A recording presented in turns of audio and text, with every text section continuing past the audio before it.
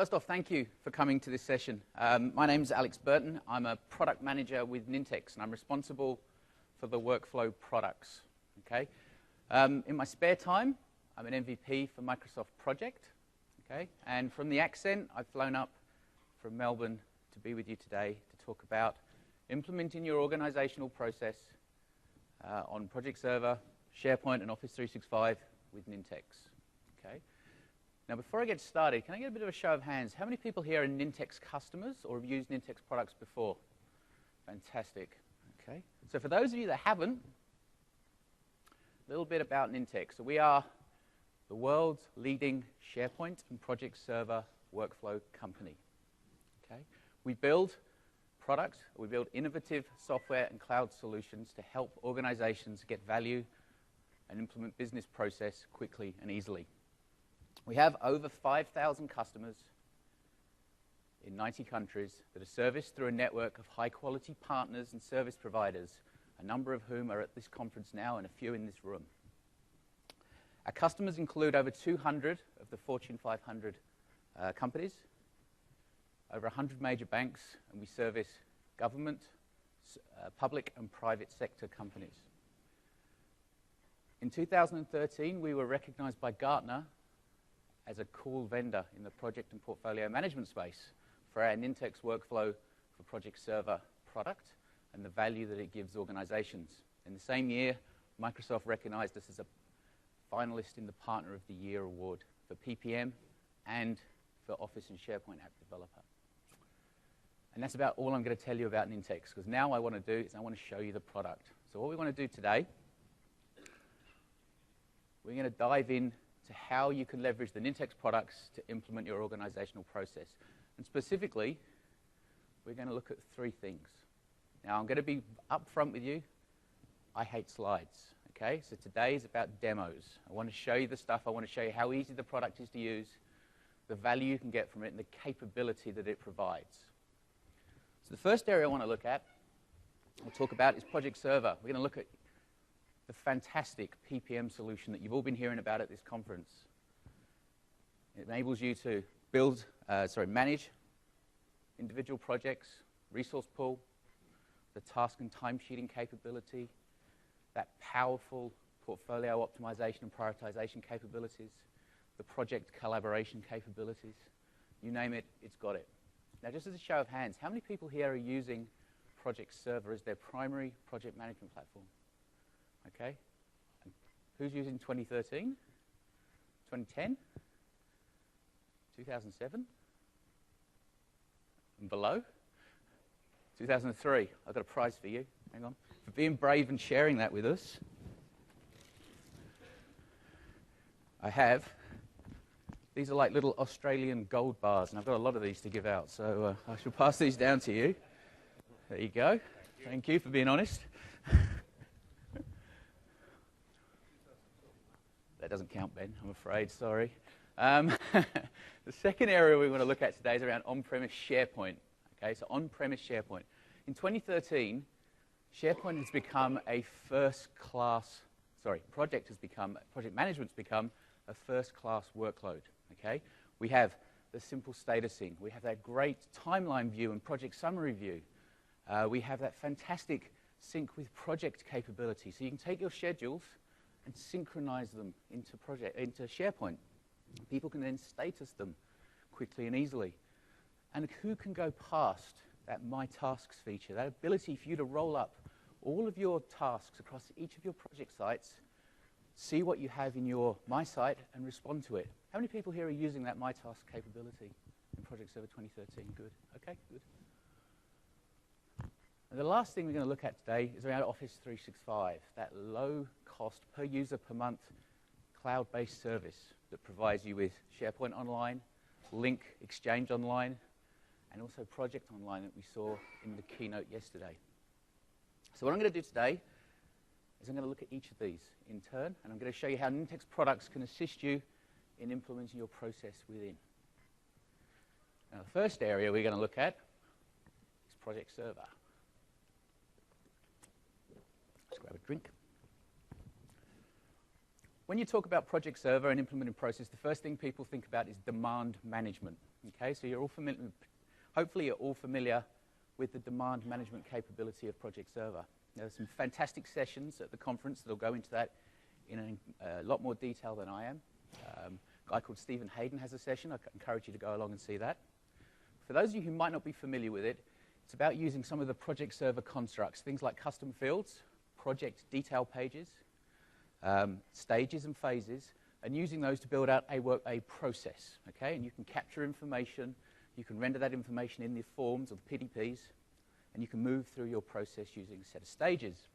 Now that's all bound together using a workflow process, okay? So that's what really engages it. Now, demand management, with the exception of status reports, has to be the worst named feature in the whole of Project Server, okay? It is not all about demand.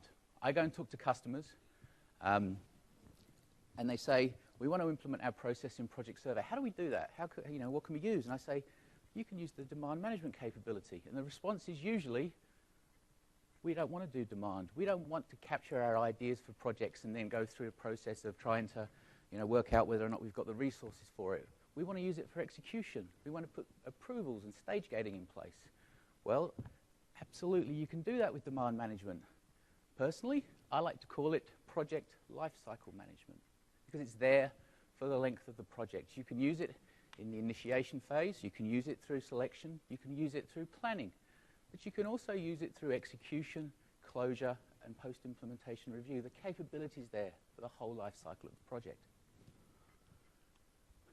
Now, from a process perspective, what could you possibly want to do? Well, stage gating and approvals is usually the typical requirement. People want to have approvals within their process to make sure that projects are approved or have the validations and the checks and balances before they move to the next stage. Okay? And a common requirement is to be able to implement that. Perhaps you need notifications in there. Perhaps you want to see or alert people when certain things happen or when things are about to happen. Okay? Your process, your organization, you have built out from experience a process. You know it works for you. You need to be able to encapsulate that completely within Project Server and these demand management workflows to make it work. A final thing people typically want to do is to integrate their demand management with external systems. Perhaps when you get to the end of the execution phase, you want to pump all your actuals out to a financial system so you can see the real cost of the project. Perhaps at other earlier stages, you want to pull in resource rates from an external system so you can see that information before you move on.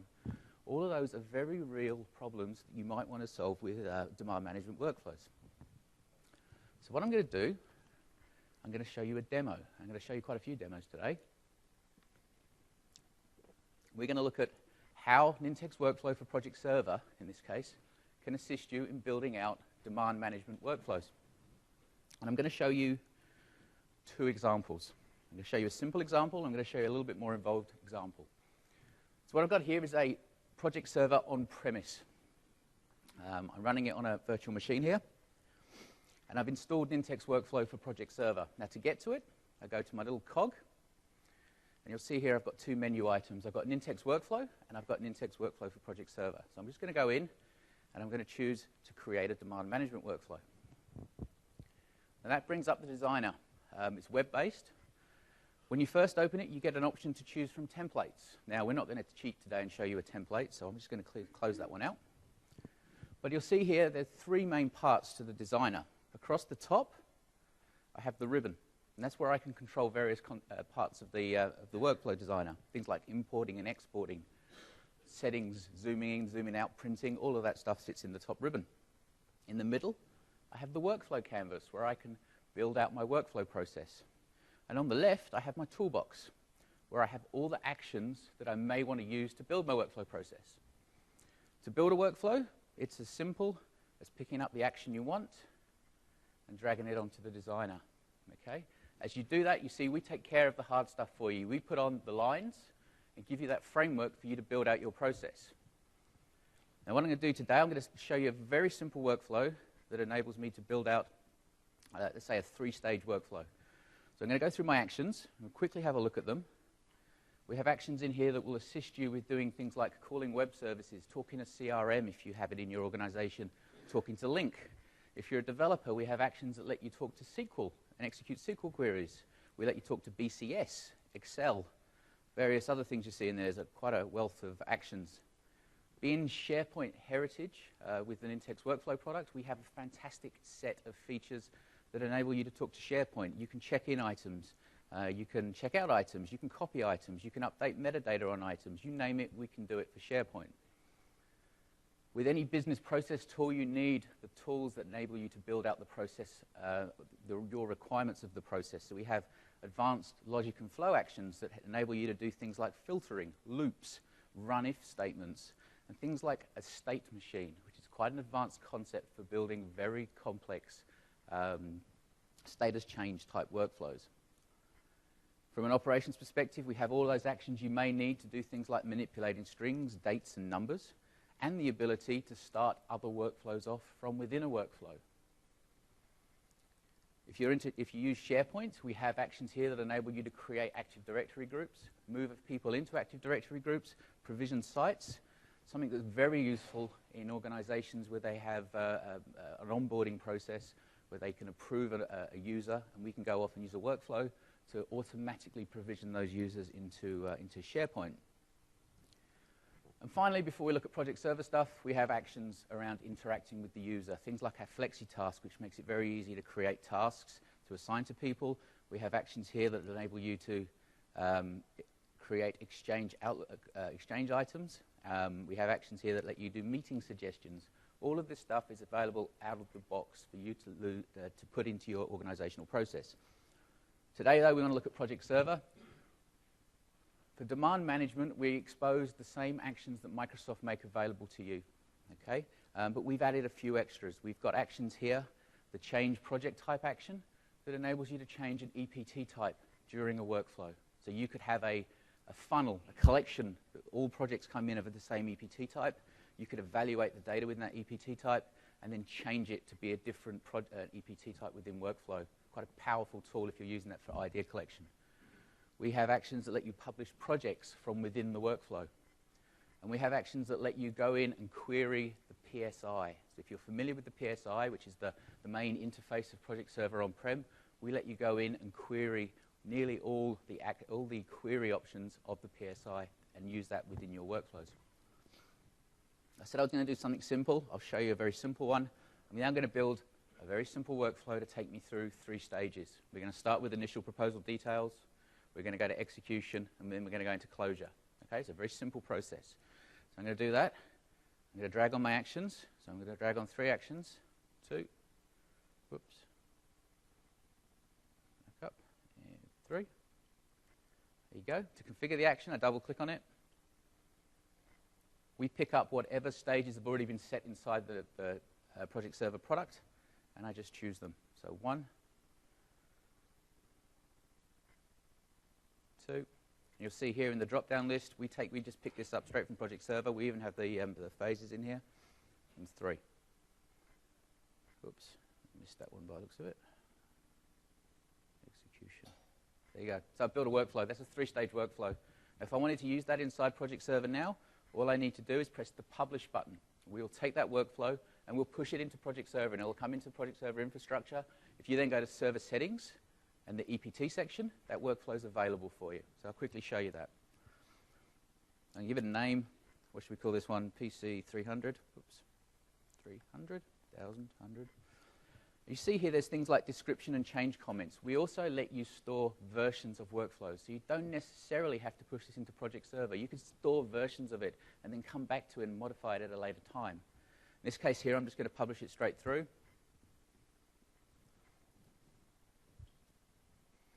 And in a moment, I'll show you that available inside Project Server. Okay?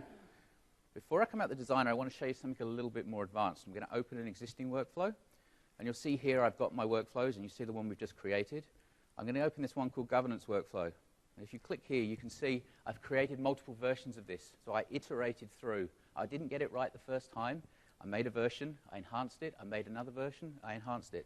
If I wanted to, I could go back and open a previous version. Okay, so you're not constrained to always using the first version, the existing version. In this case, though, I'm going to use the latest and greatest. Okay, and we've opened this one up. Now, this is a little bit more involved. This particular workflow, and I'm going to show you this one running, basically lets me, puts up a PDP and lets me collect two pieces of valuable information, the project sponsor and the estimated project budget. Okay, so it's a typical ideation type, a typical business case type scenario. Once I've collected that information, my workflow is going to move on. I'm going to run a parallel branch. I'm going to do two things at the same time in my workflow, and it's going to go off. It's going to read in those values that I put in. In this case here, it's reading the project sponsor name. So we have an action, read project property, and that will pull the values in. In fact, I could pull in any values that are configured within Project Server, and I've decided to collect. In this case here, I'm pulling the sponsor in, and I'm storing that result in the project sponsor name variable that I can use later on. Once I've got that information, I'm then going to assign a task off to the sponsor, and I'm going to use a thing that we call the flexi task. Now, the great thing about the flexi task is you can configure absolutely anything you want within it. Okay, so in this case here, I'm assigning it to the sponsor. I could put some information in here. If I wanted more than one outcome, I could put that in as well. In this case, I've just got two. I can choose the behavior. So does everybody, if there's more than one person that I send it to, does everybody agree? Is there a majority? Has a majority chosen a specific outcome? You can see what we can do. We can set up the task notification. So I can go in and I can configure the task notification that goes out. And that's full WYSIWYG. So if I click, I get a normal text editor across the top here, and I can go in and manipulate this and make this look as I wish. So I can put my organizational branding within it. Now, everything you see there with a red underline is a variable. So when this actually fires, we'll substitute in real values. Okay, so you'll see that in a moment. Now, the important thing to note here is I've turned on this thing called lazy approval. And this is a fantastic feature of Nintex. Basically, it enables people to respond to the task without them necessarily having to log into SharePoint or Project Server. They can use email, and if they want, they can use IM. Okay, so we're going to show you email today, and we'll show you that in a moment. With the flexi task, I can do various other things if I want. I can set my reminders in here and say I want 5 reminders every 5 minutes during business days only. You get the idea. You can configure it. It's incredibly flexible. It's up to you how you do it. One thing we've introduced in the last fortnight is the ability to be able to do BCCs. So when you send a task or a notification out, you can BCC people on it now. Something sneaky people like to use. I don't know. I personally don't use it, but it was something that we've heard from our customers, and they very much wanted it. Now, outcome of the task, once the task has been responded to, we have two options. If they reject the task, we'll go down the reject branch. We'll set the project stage to rejected, and we'll stop. If they approve, well, we're going to do something else. We're going to get the estimated project budget that we put in the PDP, and we're then going to copy that from estimated, and we're going to put it into a new custom field called approved. And that custom field is locked down, so they can't change it. Okay? So it's important when we're doing this approval that the sponsor that's approving the task has to crystallize that information. We don't want them to approve it based on an estimated project budget of $20,000, and then you go back in and change it to $50,000 after the fact. Okay? So we're crystallizing that. Once we've done that, we'll publish the project, and then we'll move into the execution phase. And then if we carried on, this one would go through to complete it. So simple workflow. Once I'm happy with it, I publish it. Now, if I come out of the designer and I go into server settings and I choose enterprise project types, and I choose my governance project, you'll see that the workflow is available in there. So I can choose it. There's the PC 300 one that we completed before, and I've got this governance workflow one across the top. So I'm going to cancel that. I'm actually going to create a project using this. So I go to my projects. At the top here, I'm going to choose new, and I'm going to choose governance project. And across the top, let's call this one imaginative. I'm going to choose my sponsor, and I've got a lookup field that I've configured. In this case here, I'm going to call myself Brett. And I'm going to give it a budget of 30 grand. And click on Save. So Project Server is going to go off. It's going to spin up that workflow, and it's going to initiate the project. It's going to create it inside the project center. And in a moment, this will flick back to a PDP, and I'll be able to see the workflow overview page. So we'll give it a moment. It takes a couple of seconds to start up. There we go. So it's kicked off the project. You see we've got that wonderful visualization across the top. So that's our Project Server 2013 thing that gives you that nice green and blue bar. 2010, not so lucky, but 2013 you've got that. You can see other things. In workflow stages, we can get other information about where we are, and it's saying we're in that first stage. We're in initial proposal details. Now, for those of you that are particularly eagle-eyed, you may have noticed there's an additional button sitting on the ribbon. So when you install Nintex Workflow for Project Server, we give you a new button. We give you the ability to see the workflow progress. So if I click on that, you'll see our workflow design has rendered up. Okay? And we've got a color-coded scheme that will show us where we are. Now what I'm going to do, I'm just going to go back and I'm going to submit this so we move into the next stage. It's going to have a think. It's initiating the workflow, and it's moved on. I'm just going to close this and check it in. Okay, so that's going to check in the background. Whilst we do that, I'm going to refresh this page. You'll see that the diagram has changed. It's now turned green. Now what that means is the action is executed. So if I hover on the action, you'll see the entry time and the exit time. So as a user, or as a PMO person, and I want to see where things are and what's been happening, I can come in and I can look at those times and see how we move through that process. As we scroll down, you'll see that we've got some status information. We've done this. We've done the read project properties. And in this case here, we're sitting on the assigned flexi task. We're waiting for the sponsor to respond. Now, you'll notice here we've got things underneath, labels that say assign flexi task to sponsor. These are customizable. In the designer, you can put your notes on this. So as a user, when I come in, I can see the workflow design and I instantly understand what's going on. I don't have to be a programmer and go, what's happening here? We also give you the ability to show and hide these in the workflow design as well. So in this case here, I've assigned the task to Brett. Now for today only, Brett, who's one of our board members, I happen to have access to his inbox. And here you go, I've got it here. And you'll see that I've had an email come through. So it's come through to Brett Campbell. So we've substituted the name in there that said project sponsor. And we've got a project proposal for this demo project has been raised and requires your approval. Okay? Now this is customizable. I can add as much information to this as I wish. In real life, you would most probably put the project proposal amount in there because it's very hard to respond to it if you don't know how much it is. I could click through and view the task. Today I'm not going to. What I am going to do, because Brett's a very busy man, is I'm going to approve this now. Okay? I'm not going to log into Project Server. I'm not going to look. I'm going to type in the word approved, and I'm going to press send. That's it. I've done it. It's approved now. I didn't have to log into Project Server. I didn't have to go in and look at the project. All I did was type in the word approved. Now, this is the Nintex lazy approval feature that I spoke about. Lazy approval lets you define approved words and rejected words. Okay, so you can choose what they are. By responding to the email, it's going to go back into SharePoint. It's going to get picked up by Nintex. We'll interpret the response, if it's an approved response or it's a reject response, and we'll apply that to the workflow. Now think of the value of this. If you've got C-level members of your organization that need to see this stuff, but don't necessarily sit in front of SharePoint all the time or Project Server all the time, they can respond to tasks from their mobile devices, from their iPads, from their Blackberries, anywhere. There's no need for them to have to razz into to SharePoint or Project Server to respond. Okay? So hopefully, whilst I was talking, that's come through the internet and come back into my instance here. So if we scroll down, no, it's still waiting. There you go. It's going too well. If I click, here we go, it has come back. There you go. So I'm going to click and look at the textual view.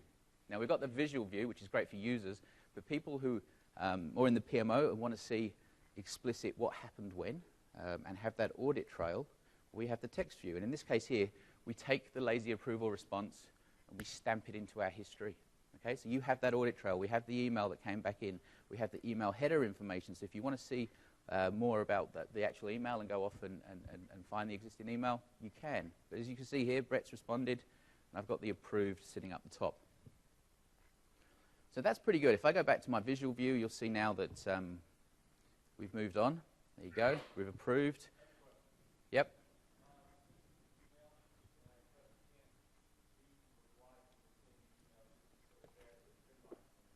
Yep. Now it's moved. The workflow's moved on. That particular request now is gone. It's like a normal workflow task. You've responded. Yeah. Yeah, absolutely. Instant messaging, it has a set period, and we can escalate if you haven't responded within a certain period and go somewhere else. But you don't get the option to change your mind. Yeah. So we've moved on. We're now sitting in a different stage, and we're in execution. So we've seen, in this case here, we've seen a pretty simple-ish process that shows you some of the process pieces. So that's one way of building out your process within Project Server using the demand management capability. But there might be things you want to do that don't use demand management. Maybe you want to do stuff that's a little bit more frequent. Maybe you want to, oh, wait, I might just ask these questions because we've got a fair bit to go through. If that's okay, we'll go at the end. Maybe we want to do something slightly more involved. Maybe we want to do something that's not related to a project. Maybe you have process around doing other things. There are a lot of different scenarios. Maybe you want to integrate with an external system every time a project is published instead of when you decide to move it through a stage. Okay? So maybe every time a project's published, you want to take all those tasks and you've invested in an external timesheeting system and you want to push those into that external system. Okay? Maybe you want to push actuals every time a project's published out to another system. You're not using Project Server for some reason. That's a very real scenario. Maybe you want to kick off processes in with Project Server itself. Okay? So you have implemented processes to say only this person can update custom fields, okay, in the configuration. Well, maybe you want to put a process around that to make sure that happens. Maybe you want to snapshot values. Maybe you want to be able to archive every time you publish a project. These are all types of things you may want to do inside Project Server that you can't necessarily do easily now. The last thing is around notifications. Perhaps you want to add extra notifications to Project Server. You can customize the ones that are there out of the box. What you can't do is add new ones easily. So if I wanted to know every time a resource was added to the resource pool and I wanted to notify my resource manager, not so easy. So we got thinking at Nintex, how can we make this better? And we came up with this solution that we call event-driven workflows. What this does, it binds in to Project Server's server-side event handlers. Okay, they were introduced in 2007. They're fantastic. They effectively fire when something happens in Project Server. So for instance, when a project is published, it fires an event and says, I've been published. When a timesheet's been submitted, it fires an event to say a timesheet's been submitted. So what we've done is we've given you the ability to bind to over 115 of these different post-server-side events. So you can now fire off a workflow every time a project is published, a timesheet submitted, a custom field is updated, a resource is added. Okay? We have that capability to do that. And the great thing is you have all the power of Nintex workflow at your fingertips. So you can use the simple drag-and-drop designer to build out these workflows. You don't have to know .NET. You don't have to be a programmer and go in there and add DLLs, which is the usual way of using these features. You can use workflow in the browser. So what I'm going to do, I'm going to show you how to build one.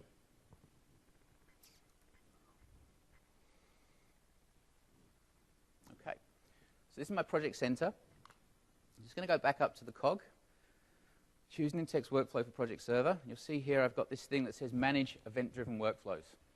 Okay, so I'm going to choose that. Okay, now what I'm going to take you through here is a workflow that we've created, or I've created, that basically allows you, as a member of the PMO, to keep your project managers honest. Okay, so we'll think the scenario through. I'm a project manager. My project is going out of control. I'm 20 grand over budget. And I think to myself, I've got 2 weeks till I need to report my status again.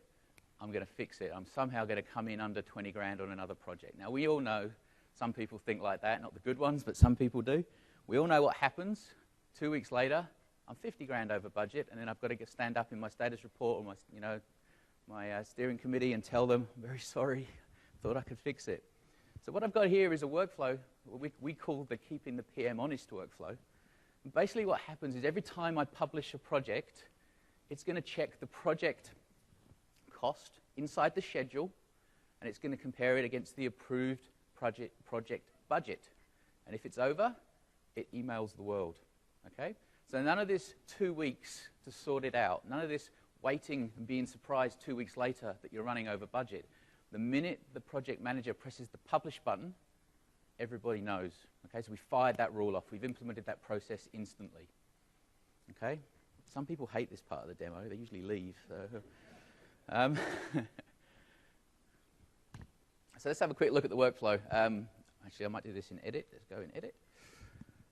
So the workflow itself, very simple, very similar to what you saw with demand management, except it has a slightly limited set of actions. We don't let you use the project server demand management actions. However, we do give you 3 other actions. We let you use the query project server action, so that ability to go into project server and pull stuff through the PSI. We let you listen for the event, so we have a retrieve event data action. And we have the ability to update non-workflow controlled project properties. Okay, so not the ones that DM's controlling.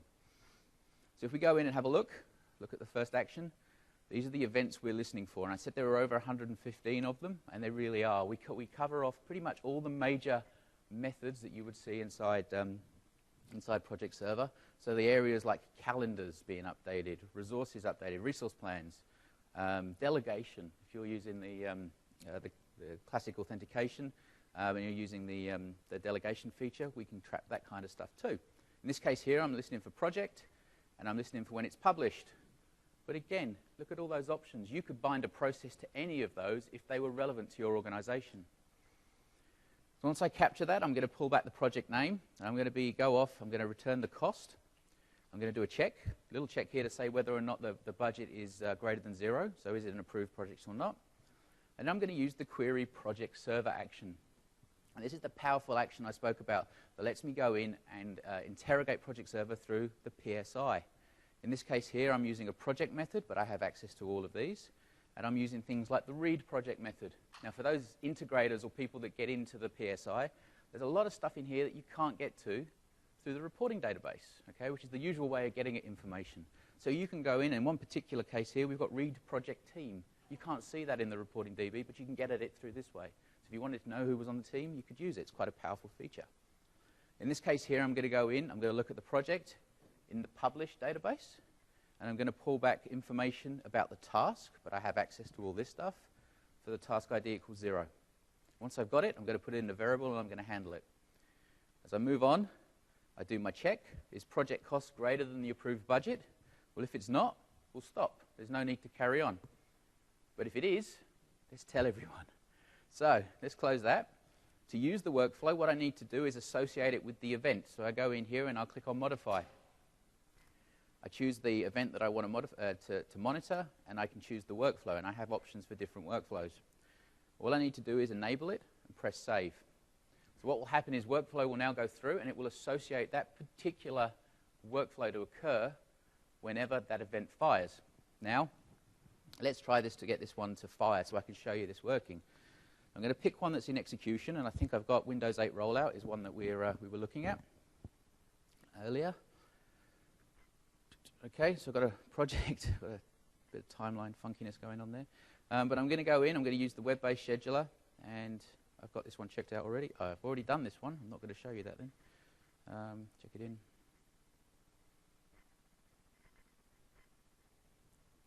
That's it. Let's pick the one we just did, PC300 demo project. So I'm going to go in.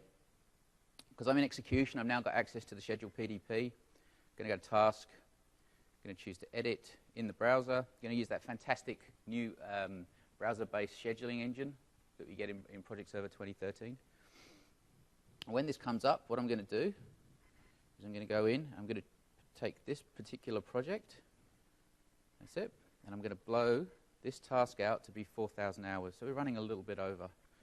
I'll publish that back into Project Server. What's going to happen is the queue's going to pick up the job, it's going to work, our event's going to fire when the project is published, and our workflow is going to kick off. So if we go back in and have a look, I go in here, I go to Manage Event-Driven Workflows, I choose my workflow, and I click on Workflow History. You'll see the event has finished already. No, not yet. It's not kicked yet, but it will in a minute. It will in a minute. It will in a minute. No, all right. Someone doesn't like me today. What will happen, though, eventually, is you'll see an email come through to Brett's inbox. Here you go. The one I did yesterday, just in case this happened. and Brett's had a notification that it's been exceeded. So that fired pretty much within a minute or so, and hopefully it's fired whilst we were talking. There it is, it's just happened. So 2:36, that workflow fired. If we go down, maximize it, we were over budget, we fired the notification, and Brett's inbox, there you go, yes, has got the notification sitting in there. So pretty much instantly, not 2 weeks, pretty much within a minute. All right, so we knew what happened. All right, so that's event-driven workflows. It's something pretty exciting. Now, you're not just limited to, obviously, project published, although that's probably the most useful. If you're doing stuff like custom field changes, if you're doing stuff like resources being added, it can be very useful to go out and notify people and kick off those processes that you can use elsewhere.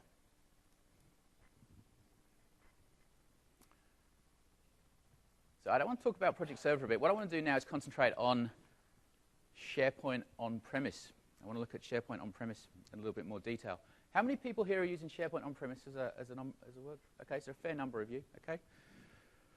So some of the typical things around SharePoint on-premise that people want to do around implementing process tend to be things like enhancing collaboration. So maybe they want to add document approvals, and this seems like a very common request.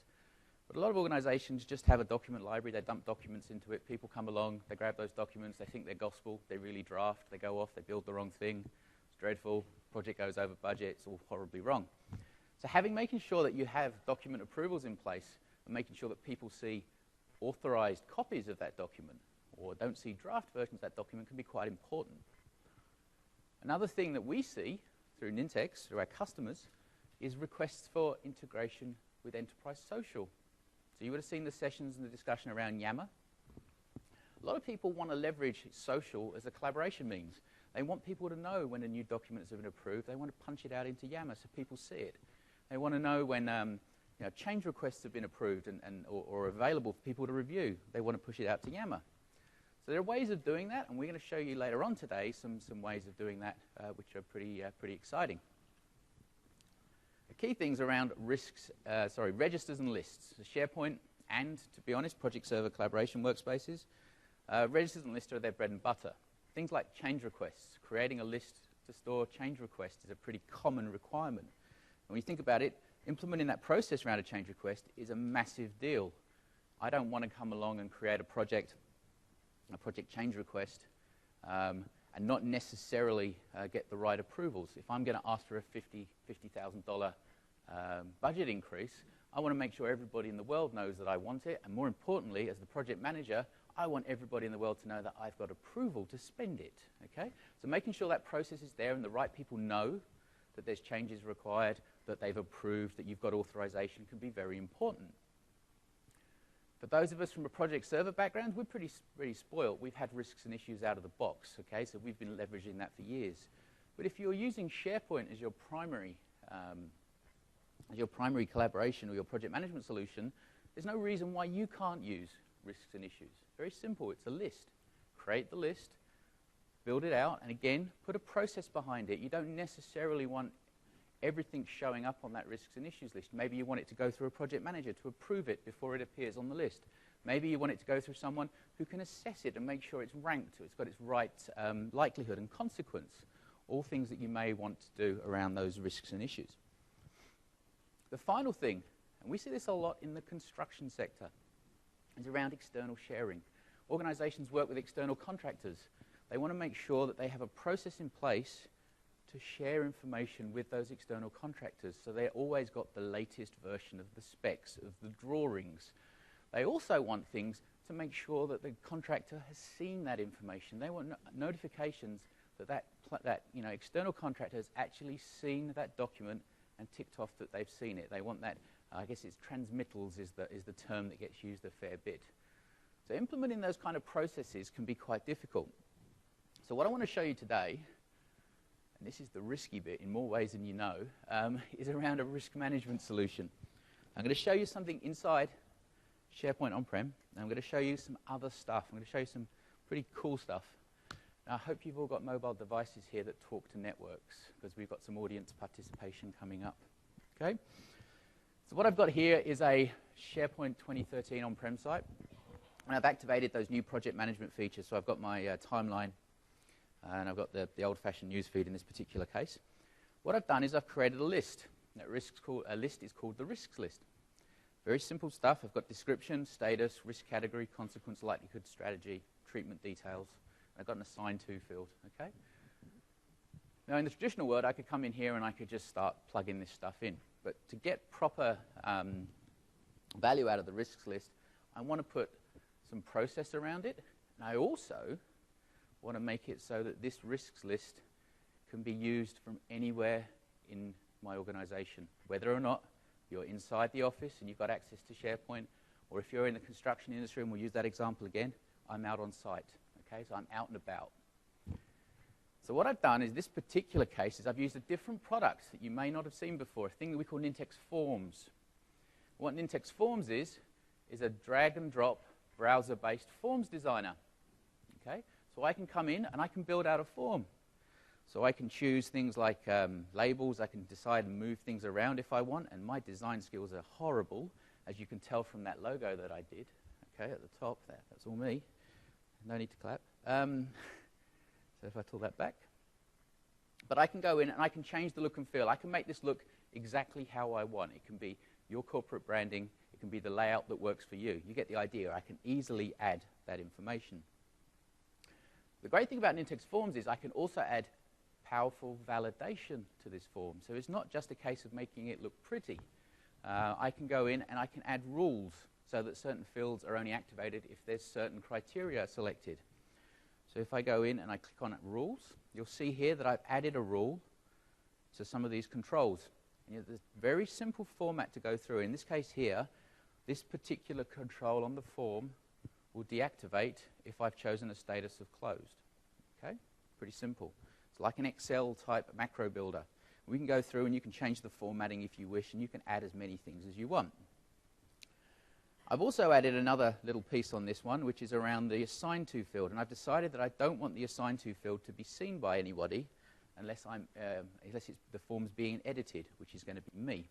So I've added a validation to this. If I go to appearance, I'm basically saying I don't want you to see the assigned to field if it's in new mode, okay, which is what it is. So that's pretty good. I've got a form. I'm pretty happy with that. But I want to be able to fill this form in on a mobile device, and this isn't going to be a great format for that. So with Nintex Forms, I can go in and I can choose different formats. So if I click up the top here on smartphone, Nintex Forms will re-render that form for you so it works on a mobile device. Okay, so you'll get this look and feel. I can change this if I wish. I can change what the logo looks like. I can change the layout to make it more effective. We have a go for you. We try, but you can go in and customize it. Doesn't end just there. We can also go in and we can target this at other devices. And you'll see here we've got iPhone, Android, iPad, Windows Phone. So if I choose Windows Phone, it's a Microsoft conference. There should be a lot of them. You go through it and you'll see it's formatted the form. In this case here, it's added it's got a graphic that's been overbled, but you get the idea. At the touch of a button, I can create stuff that targets different browsers and different forms. So what I want to do is I want this form now to be used by everyone in my organization. So I could publish this back into SharePoint, and we're all good, and the infrastructure potentially could take care of people being able to fill that, access that form. But we also provide this thing that we call Nintex Live. And specifically, this is what we call a live form. What I've done is I've chosen to publish this form out to the internet. Okay? And for the case of the demo today, I've allowed anybody to fill the form in. Okay, so this form is sitting out there on the internet at the moment. And what I want you guys to do is to fill it in for me. This is the brave part. So what I've done is I've created a friendly URL. The one you saw before, not so friendly. But if you go to this one, all lowercase, http ntx.lv, whack forms 14, you should see on your mobile devices that form come up. Not only will it come up, it will render in the version for your mobile device. And you will see the validation. So the validation that I put on the form will also be there. Now just to prove that, whilst you're typing that in, so ntx.lv, whack forms 14. Whoops, I'm going to go back in just briefly, and I'm going to create one just so you can see.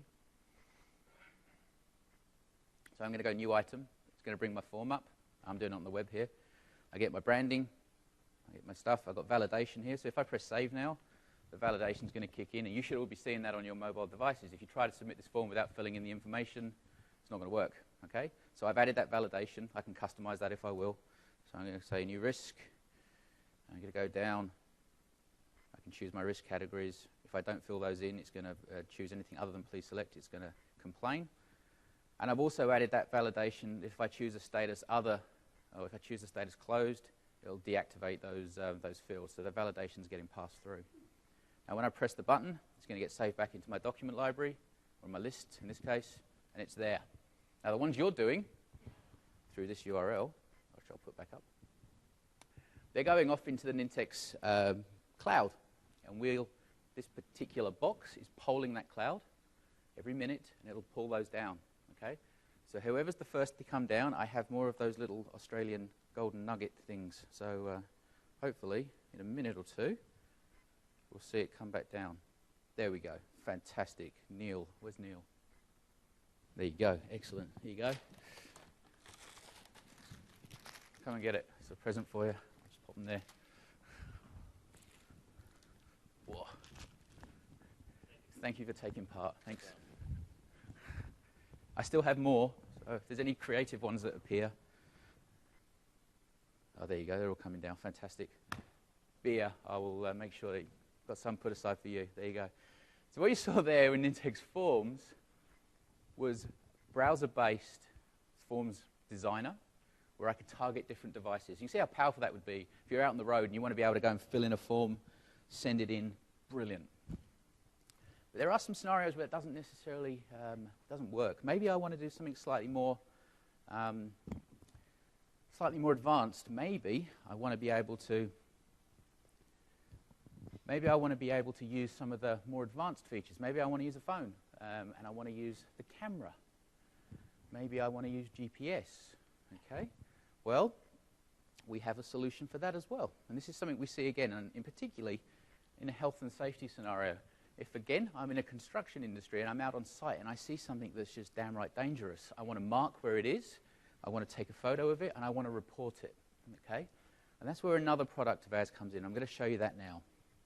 So again, I've got a list. It's a health and safety list. Very simple. Description of issue, location, hazard type. If I click on the Nintex Forms, it's going to bring up the designer again. Now I kind of lost inspiration after the first logo, so I left it with the out-of-the-box one in this case, but you get the idea. I've got the title, I've got description of issue, and I've got a geolocation field that I've added in this case here. Okay? What I've done with this one is I've decided to publish this one internally. So I'm not putting it out on the internet. I haven't made anyone have access to it. I've left it within my organization, and that's something we can do with Nintex Live. We can go in and we can say, I only want people within this domain name to respond, or people with certain accounts. So in this case here, I've targeted it as. But what I've done with this one is I've changed the device I'm targeting at. I've chosen Nintex Mobile. Okay, so this is a client that we provide. It's a rich client. It's licensed with our Forms product, and it gives you a rich client on Windows Phone, Windows 8, iPhone, iPad, and Android coming soon. Okay, so you can use the rich capabilities of your mobile device to respond to your tasks and to fill in forms. So in this case here, I've pushed this one to be Nintex Mobile. And in the magic of demos, I'm going to open the Nintex Mobile app. So here we go. And you see here, I've opened the app. Now in this case here, what I've done, I'm letting you see the tasks. So what I didn't tell you in the previous demo is I had a workflow sitting behind that risk management to send tasks through to me. So in the case here, you'll see those tasks that you put up, Neil's task, Beer's risk, have come through to me now. And I can look at this, and I can go in and assign it to other people. Okay, so that's pretty cool. What I wanted to show you was forms. So I can now be offline, and I can respond to a form. And there's one there that's just catching my eye for some reason, which is the health and safety form. So I can now go in and I can respond to this on my device using this rich UI. So I'm going to put in the health and safety. I'm going to say too many people, lots of attendees, presenter is scared. There you go. I can choose the location of the hazard if I want. So if I click, we'll go out to a GPS service. and we'll find out where we are. So here we've kind of zoomed in on Disneyland. Doesn't have to be, but I've worked out the GPS coordinates of where I am now. Okay, if I wanted to, I could type in Buckingham Palace, and we could assign the rest there. But we'll leave it to this one. Okay, so we're here. It's pretty good. So we've taken those coordinates, we've dropped them back in. We want to do some other things. I'm just going to choose a hazard type, and we've picked that up from the form. There you go, people. And I want to use a camera now. I want to attach some photos to it. So I can go in. I've got a camera attached here, so I can use Windows 8. So I've got a big smile for everyone back in Australia. And if I go click, fantastic. This also works for me because my wife thinks that I just come out here and go on jollies. I think it's not bad that I show her I actually do stuff and people turn up. So I've attached that photo to this form. Now, if I'm not quite ready to submit it, if I'm not necessarily connected to the internet, it's not the end of the world. I can save it. So I've got this draft capability. I can come back to it if I wanted to. If I'm happy and ready to submit, I press the submit button. And you'll see there it's sitting in the outbox. And in a moment or two, there you go, it's just gone. So I'll have this outbox capability. And just like Outlook, things sit in your outbox till you connect back up to the internet. Exactly the same concept here. When I connect back up, that will pass it back off up through the network. Again, if we go back in, if I just close that one down, go back into my VM, close that. There you go. It's come back into SharePoint. So I've responded through my mobile device, in this case Windows 8 tablet. Supports things like semantic zoom, supports things like pinning, all the Windows 8 marquee features. But I don't have to just use that. I could go in and I could use Nintex Mobile on my mobile device as well. Okay, so very powerful for implementing process. If you want to see a bit more of that, please swing by the booth. I'm more than happy to show you. Okay, now we're kind of running out of time here, so I'm going to flick back quickly. The last thing I want to show you, it's the one I'm really excited about, Office 365. So about 3 or 4 months ago, we released 2 new products, Nintex Workflow for Office 365 and Nintex Forms for Office 365. Workflow for 365 you would have seen in the keynote yesterday. Okay, so it's a powerful drag-and-drop designer that allows you to build workflows in 365 that integrates a wealth of cloud actions and other activities. Okay, and we'll show you that in a moment. Back in October, we also released Nintex Forms for Office 365. So again, browser-based, rich, drag-and-drop forms designer for Office 365. Now, both of these were implemented using the SharePoint app model. Okay, and you've heard a lot about SharePoint apps and project server apps. These are both implemented as apps. They run in the cloud that Nintex maintains. We take care of all the uptime. We take care of all the monitoring. Take care of all the patching for you. Yeah. Every fortnight, we drop new features into the service. Okay, so same as Office 365, that constant innovation, which we're bubbling up through our 365 products. So the last demo, and possibly the most technical risky, is I'm going to show you Nintex Workflow for Office 365 and also Nintex Forms for Office 365.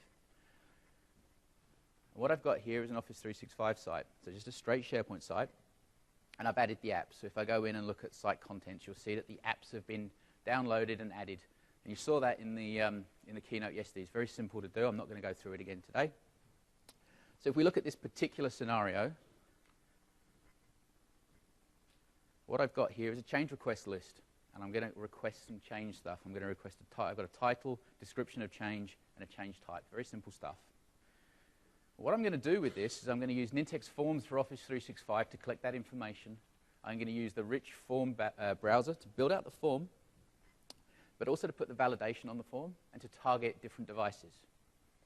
I'm also then going to use Nintex Workflow for Office 365 to listen for when the change request comes in, and I'm going to fire a process off. And in this case, this is where the demo gods will be with me, I'm going to fire through to Yammer.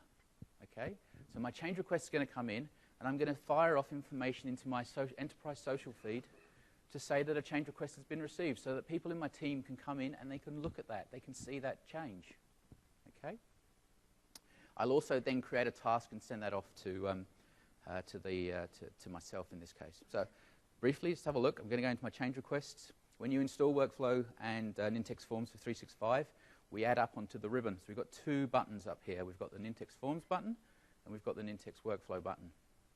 So if I go into Nintex Forms first, it's going to fire off. It's going to go off and talk to Nintex's cloud servers, and it's going to pull down the designer. Now, I'm using a trial here. Nintex provides a free 30-day trial of both products that you can go off and use and do anything you want with, all the capabilities there.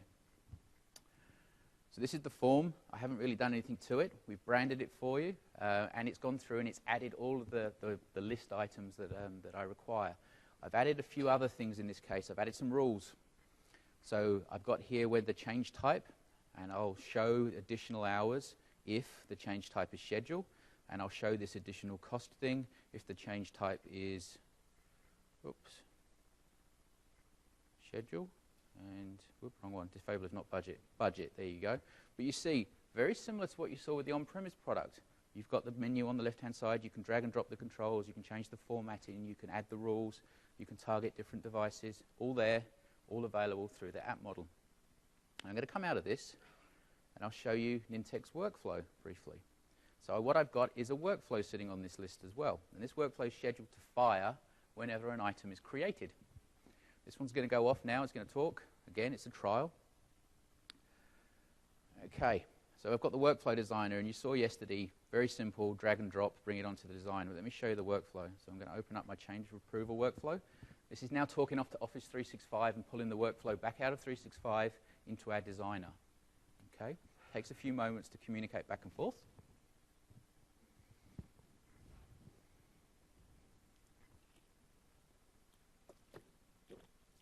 And a few moments. Yep.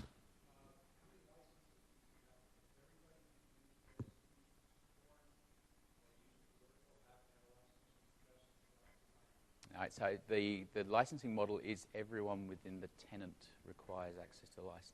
I'm happy to talk offline about that. So it's opened up the workflow designer. You saw yesterday you can drag and drop, and we've got an action on here that lets me configure a Yammer message. Okay.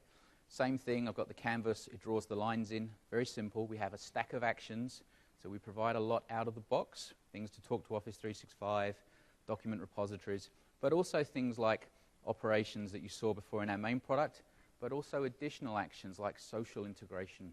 Now we also have this concept that we call an Nintex store, which is where you can go in and add additional actions. A number of these are included as part of your subscription to the service.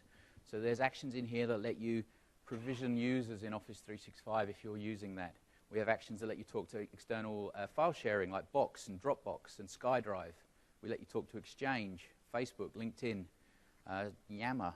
Okay? These get updated on a monthly basis. So we're adding new stuff all the time. To add an action, it's a case of picking what you want. Probably shouldn't choose that one here, but never mind. Click on yes, and it will add it back into your toolbox, and you're ready to use it in your workflow. It's a very simple way of leveraging it. Now, when I'm ready to publish this one, I press the Publish button, and we push it back into Office 365. Yeah, a majority of them are. There's a couple of paid ones in there. We also are going to make available that our partners can put their actions in there so they can add additional capability. So let me create one. I'm going to go in and I'm going to choose new item. It's going to go off. It's going to talk to the Nintex Forms Filler app. Okay, so I've got my form. It's customized as you saw before. I'm going to put my change in. So in this case, I'm going to say I need more time. In my change type, I'm going to say schedule. And you'll see the validations kicked in. That additional hours controls appeared. I reckon we need an additional hour. That'll do. And I'm going to click on Save. That's going to take the form and it's going to punch it back into Office 365. There it is. It's appeared down there. What it's also done is it's fired the workflow off. So now Nintex Workflow for Office 365 is kicked off. That workflow process is starting up. And if we go back to the home page, we should see a Yammer message waiting for me. So if I scroll down, all right, in a moment or two, we're going to see a Yammer message appear in there. Okay, it'll take a few moments.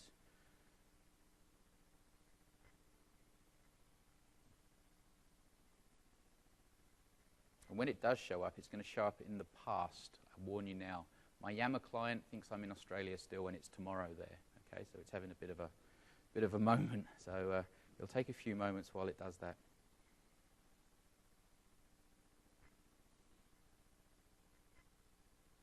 No. Let's have a quick look what's going on. Go to my workflows. Started, so it's on its way. And it's created the, okay, so it's doing it. So just one more chance. It might be Yammer having a bit of a moment. I told you it was risky. There you go. So it's turned up 18 hours ago, but that is the specific one. So if I click on it, you'll see need more time. So there you go. What we've done is we've taken that particular change request. We've worked out the URL to access the form. We've punched it out to Yammer through one action. Okay, so we've communicated that out. Imagine the possibilities there. You could start to throw things out to Yammer. They could respond to those tasks. There's a whole wealth of capability and things that you could necessarily do there. So, in review, we saw Project Server, and we went in and we looked at demand management workflows and event-driven workflows through the Nintex workflow for Project Server and the Nintex workflow product. What I didn't show you was forms. You can use forms in Project Server. You can use it in the collaboration workspaces. All that stuff we saw with risks and issues is available for you to use down there in Project Server. We saw SharePoint. We saw those change the risk management list. We saw the health and safety lists with the Nintex Mobile using Nintex Workflow and Nintex Forms. And finally, for Office 365, we saw the two apps. We saw Nintex Workflow for Office 365 and Nintex Forms for Office 365, which are bringing those capabilities that you see in the on-premise products to the cloud and through the power of the app model so that you can quickly add them into your tenants and get the value from them quickly and easily. Now, my call to action. There's always a call to action. I'd love you to walk out of this session and go and try what I've just shown you. It is that easy. You should be able to install the products either in your own environments. We provide binaries and trial licenses. So you can get a 30-day trial license. We also provide hosted trials. Okay, so you can go in and you can pick up a hosted trial that we host the infrastructure for you. I'd also encourage you to go and seek out some of our partners downstairs in the expo hall. They've got a Nintex partner sticker on the floor next to where their logo is. Those guys can help you with trials as well. Okay, so I encourage you to go off, talk to the partners, download direct, give it a go. See how quick and easy it really is to build this stuff out. On the right-hand side, a few other resources. We provide webinars, either ourselves or directly with partners, to go through capabilities and to give you insights in how the products work and new capability. We have a channel on YouTube which has past webinars on there. Please go in, have a look. Lots of tutorials, lots of how-tos, lots of information to help you get up to speed as quickly as possible. We have a forum, connect.nintex.com. If you've got technical questions, post them in there. Someone will respond. Okay, we monitor it 24/7. And the thing that I love the most is we have a user voice site. We want to know what you want to see in our products, okay? We monitor this on a daily basis. It is, in fact, the start page on my laptop. I want to see what you guys want, okay? I want to know if there's something bugging you in the product that you want fixed, tell me. If there's something that you think it doesn't do and it should do better, tell me, okay? Go into nintex.uservoice and let us know. Now, there's a stack of links there. The important one's the bottom right-hand corner of the bit.ly link. So all of those links and a few more are available on that bit.ly link. So bit.ly.nintexpc14. So with that, thank you for your time this morning. I hope you found it useful. If you have further questions, we do have a booth. Luckily, Fitz isn't wearing his kilt this time, so you'll feel free to go there and not feel offended.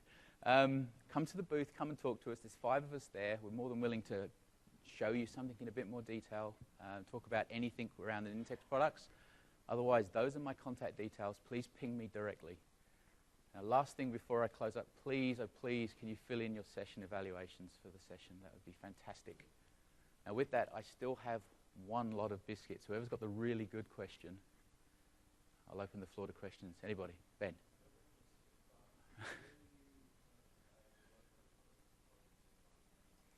Do we? We will, but not quite yet. Yeah, talk to me afterwards. Thank you.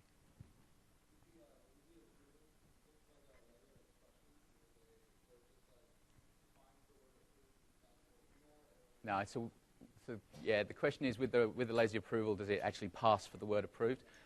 No, we require, and there's a footer, we require it to be on a line on its own. It states that in the bottom of the email. Yeah. Yeah. Sorry.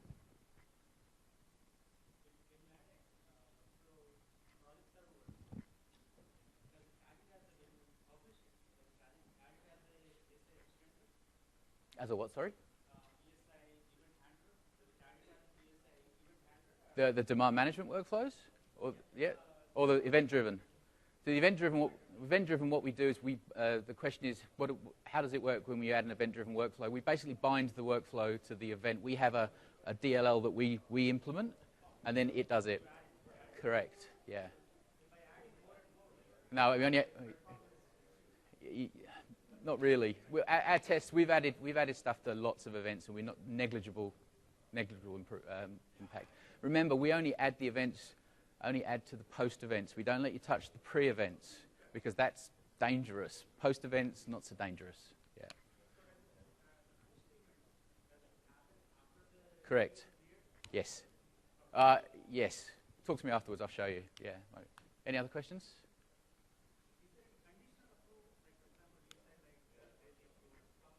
Yep. No.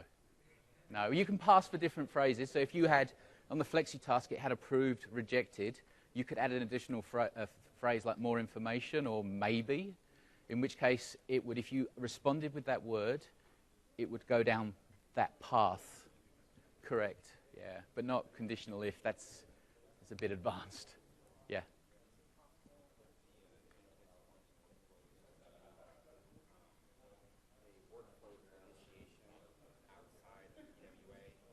Yes, an ideation scenario, absolutely. Yeah, absolutely. So we don't, with 2013, we don't have a native ideation action like you've got with 2013 SharePoint Designer workflows.